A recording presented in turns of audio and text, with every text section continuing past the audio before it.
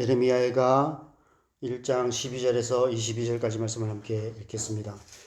지나가던 모든 사람들이여 너희에게는 관계가 없는가? 나의 고통과 같은 고통이 있는가 볼지어다. 여호와께서 그의 진노하신 날에 나를 괴롭게 하신 것이로다. 높은 곳에서 나의 골수에 불을 보내어 이기게 하시고 내 발 앞에 그물을 치사 나로 물러가게 하셨으며 종일토록 나를 피곤하게 하여 황폐하게 하셨도다. 내 죄악의 멍에를 그의 손으로 묶고 얼고 내 목에 올리사 내 힘을 피곤하게 하셨으며 내가 감당할 수 없는 자의 손에 주께서 나를 넘기셨도다. 주께서 내 영 또한 나의 모든 용사들을 없는 것 같이 여기시고 성회를 모아 내 청년들을 부수시며 처녀딸 유다를 내 주께서 술틀에 밟으셨도다. 이로 말미암아 내가 우니 내 눈에 눈물이 물같이 흘러내리며 나를 위로하여 내 생명을 회복시켜 줄 자가 멀리 떠났음이로다. 원수들이 이김에 내 자녀들이 외롭도다. 시온이 또 두 손을 폈으나 그를 위로할 자가 없도다. 여호와께서 야곱의 사방에 있는 자들에게 명령하여 야곱의 대적들이 되게 하셨으니 예루살렘은 그들 가운데에 있는 불결한 자가 되었도다. 여호와는 의로우시도다. 그러나 내가 그의 명령을 거역하였도다. 너희 모든 백성들아 내 말을 듣고 내 고통을 볼지어다. 나의 처녀들과 나의 청년들이 사로잡혀 갔도다. 내가 내 사랑하는 자들을 불렀으나 그들은 나를 속였으며 나의 제사장들과 장로들은 그들의 목숨을 회복시킬 그들의 양식을 구하다가 성 가운데에서 기절하였도다. 여호와여 보시옵소서. 내가 환난을 당하여 나의 애를 다 태우고 나의 마음이 상하오니 나의 반역이 심히 크미니이다. 밖에서는 칼이 내 아들을 빼앗아 갔고 집안에서는 죽음 같은 것이 있나이다. 그들이 내가 탄식하는 것을 들었으나 나를 위로한 자가 없으며 나의 모든 원수들은 내가 재난당하는 것을 듣고 주께서 이렇게 행하신 것을 기뻐하나이다.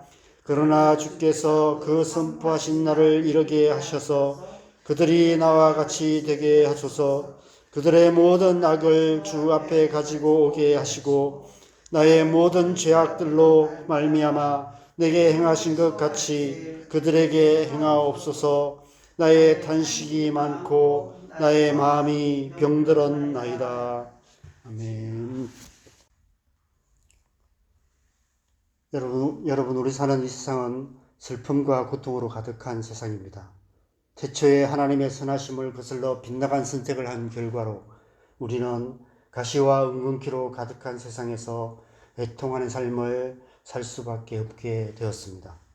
때론 자신의 연약함으로 스스로 고통을 자초하기도 하고 때론 우리를 둘러싼 사람들의 추악함으로 억울하게 고통을 당하기도 합니다. 많은 경우 우리가 살아가는 이 세상의 불이한 사회 구조로 인해 집단적인 고통을 당하게 됩니다. 하나님의 창조 질서가 깨어짐으로 말미암아 모든 만물이 함께 탄식하며 고통하고 있습니다. 이러한 세상을 살다 보면 우리도 모르게 생존의 기술을 개발하게 됩니다. 고통을 피하는 기술, 고통을 최소화하는 기술, 고통의 문제를 일시적으로나마 해결하는 기술, 심리학적으로 방어 기제라고 말하는 내면의 기술들을 개발하게 됩니다. 고통스러운 현실을 외면하고 부정하고 축소하고 왜곡하고 도피하는 나름의 방법들을 선택하게 되는 것입니다. 궁지에 몰린 타조가 머리를 모래 속에 처박는 것처럼 고통스러운 현실에 눈을 감아 버리는 것입니다. 오늘 본문은 그런 우리를 불러 고통스러운 현실을 직면하라고 촉구하고 있습니다. 예레미야 선지자가 하나님의 백성들이 멸망의 고통 가운데서 고통하며 울부짖으며 몸부림치고 있습니다. 12절에 지나가는 모든 사람들이여 너희에게는 관계가 없는가? 나의 고통과 같은 고통이 있는가? 여러분 이런 생각을 해보신 적이 없으십니까? 다른 사람들은 다들 아무 문제 없이 행복하게 잘 사는 것 같은데 왜 나만 이렇게 힘들게 살고 있는가? 왜 내 삶에는 이런 고통스러운 일들만 자꾸 생기는가? 왜 나만 이런 고통을 겪고 있는가? 때론 아무리 발버둥 쳐도 빠져나올 수 없는 기가 막힌 웅덩이와 수렁에 빠져 있는 것 같습니다. 그래서 스스로 자책하기도 하고 누군가에게 책임을 묻기도 합니다. 때론 세상을 원망하고 심지어 하나님을 원망하기도 합니다. 잠시나마 고통을 잊게 해주는 중독적인 수단을 선택하여 파괴적인 삶을 사는 사람도 많이 있고 마음 깊은 곳에 꾹꾹 숨겨둔 채 스스로조차 아무 문제 없는 사람인 양 살아가는 사람들도 많이 있습니다. 그러다가 결국 그 어떤 방어 기제로도 방어할 수 없는 지경에 이르게 됩니다. 이스라엘 백성들이 그러했습니다. 문제를 문제라고 말하는 사람들이 있었습니다. 고통을 고통이라고 말하는 사람들이 있었습니다. 상태가 심각하다고 진단하는 사람들이 있었습니다. 선지자들이었습니다. 그러나 그들은 듣지 않았습니다. 무슨 문제가 있냐고 부인하고 문제가 있지만 그 정도는 아니라고 축소하고 내 문제가 아니라고 회피하며 누군가에게 책임을 전가하기도 했습니다.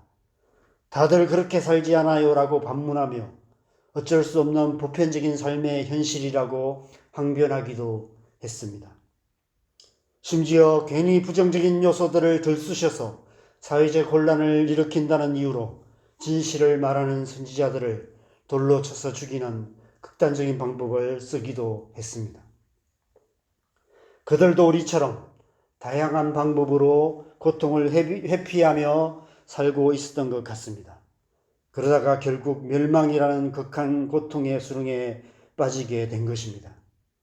그래서 오늘 선지자는 우리의 걸음을 멈춰 세우며 묻고 있습니다.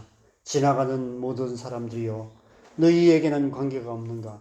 나의 고통과 같은 고통이 있는가? 라오디게아 교회가 생각이 납니다. 네가 말하기를 나는 부자라 부유하여 부족한 것이 없다 하나 네 공고한 것과 가련한 것과 가난한 것과 눈먼 것과 벌거벗은 것을 알지 못하는도다. 만약 우리가 라오디게아 교회처럼 이 예레미야의 말씀을 우리와 상관없는 얘기처럼 듣고 멸망의 폐허 위에서 슬퍼하며 탄식하는 선지자의 울음소리에 기껏 연민을 느끼는 정도로 반응한다면 우리는 하나님께서 이 처절한 눈물의 기도를 하나님의 말씀으로 받으시고 오늘 이 말씀 앞에 우리를 멈춰 세우시는 이유가 무엇인지 깨닫지 못할 것입니다. 지나가는 모르는 사람이여 너희에게는 관계가 없는가? 나의 고통과 같은 고통이 있는가? 우리에게도 관계가 있습니다. 우리에게도 그와 같은 고통이 있습니다. 우리가 마음의 눈을 똑바로 떠서 우리 자신의 마음 깊은 곳을, 우리 이웃들의 그늘진 얼굴을, 우리 사는 이 세상의 어두운 뒷골목을 조금만 살펴보아도 우리는 이 질문 앞에 멈춰설 수밖에 없을 것입니다. 저는 이 질문이 하나님께서 우리에게 하시는 질문이라고 생각합니다. 하나님께서 지금 예레미야 선지자와 하나님의 백성들과 함께 고통하고 계시며 우리에게 묻고 계시는 것입니다. 그들의 고통에 하나님께서 깊이 공감하시며 그들이 느끼는 고통과 똑같은 고통을 하나님께서 느끼고 계시며 그 고통 가운데 우리를 초청하고 계시는 것입니다.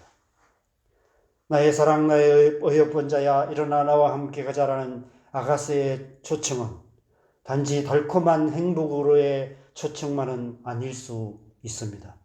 나와 함께 고통하는 자가 되자는 고통으로의 초대이기도 합니다. 욥기 19장 21절에 욥이 이렇게 탄식하고 있습니다. 나의 친구야 너희는 나를 불쌍히 여기다오 나를 불쌍히 여기다오 하나님의 손이 나를 치셨구나. 우리는 욥의 친구들 같습니다. 강 건너 불구경하듯이 멀찍이 떨어져서 나름 선한 의도로 조언을 하기도 하고 권면을 하기도 하고 정지하기도 하고 자격증도 없이 수술용 메스를 들고 돌팔이 의사 흉내를 내기도 합니다. 함께 고통하기가 쉽지 않습니다.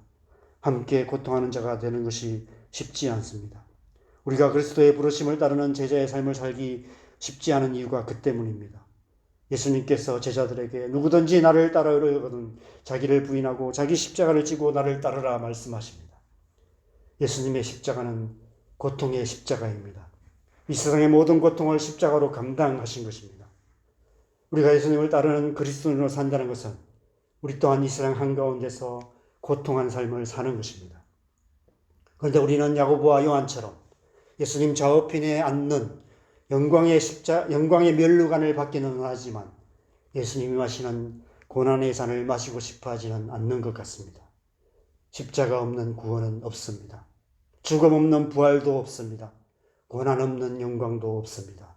고통 없는 새 생명의 탄생도 없습니다. 여러분, 하나님의 나라가 어떻게 이루어질까요? 예수 그리스도의 십자가의 피 흘림과 그 뒤를 따르는 수많은 성도들의 피 흘림을 통해서입니다. 그리스도와 함께 고난받는 삶을 살아가는 우리의 삶을 통해서입니다.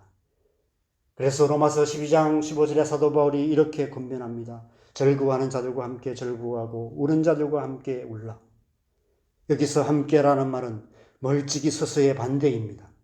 물에 빠져 죽어가는 사람을 살리기 위해 수영도 못하면서 뛰어드는 무모함과 비슷한 말입니다. 멀찍이 서서 슬픔과 고통을 토로하는 선지자의 말의 의감과 의미를 분석하고 심리학적인 금쪽 솔루션을 제시하는 것은 이 말씀에 합당한 태도가 아닌 것입니다. 우리를 부르신 하나님의 부르심이 아닙니다.